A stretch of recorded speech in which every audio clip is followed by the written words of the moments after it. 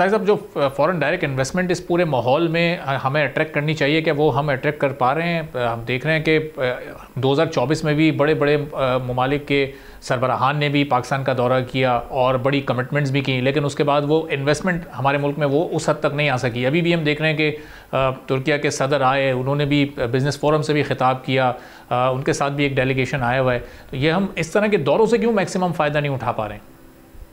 देखिए, उसमें भी यही दो इश्यूज हैं जो मेन इश्यूज हैं। कॉस्ट ऑफ डूइंग बिजनेस है, जिसमें बिजली और गैस और ये सारी दोनों चीजें आ जाती हैं, मार्कअप भी आ जाता है।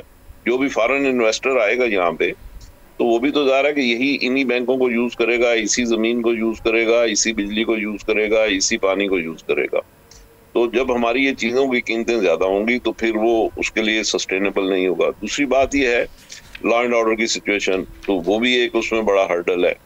और ये चीजें मिल मिला के जो फॉरेन इन्वेस्टमेंट है उसमें अगर हमारा लोकल बिजनेसमैन जो है वो अगर फुली गियर्ड अप नहीं है, तो इनफैक्ट उन्होंने ही ये करने होते हैं ज्वाइंट वेंचर्स वगैरह जो फॉरेन इन्वेस्टमेंट से, तो वो अगर फुली गियर्ड अप नहीं है तो फिर फॉरेन इन्वेस्टमेंट आने में भी थोड़ी ताखीर होती है।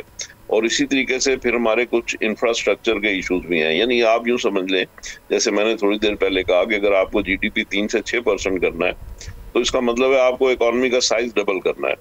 तो इकोनॉमी का साइज डबल करने के लिए फिर आपको बिजली के रिसोर्सेज चाहिए, रोड नेटवर्क चाहिए, आपको पानी के वसाइल चाहिए, ये सारे वसाइल चाहिए। तो उन चीजों को एनहांस करने के लिए और अप टू द मार्क लाने के लिए उसमें गवर्नमेंट को टाइम लग रहा है, और वो उसमें थोड़ा टाइम और लगेगा, हो सकता है 1 साल और लग जाए। तो लेकिन ये चीजें भी फिर आप देखेंगे कि इंशाल्लाह बेहतर होना शुरू हो जाएगी। सब्सक्राइब करें और बेल दबाएं ताकि कोई खबर रह न जाए।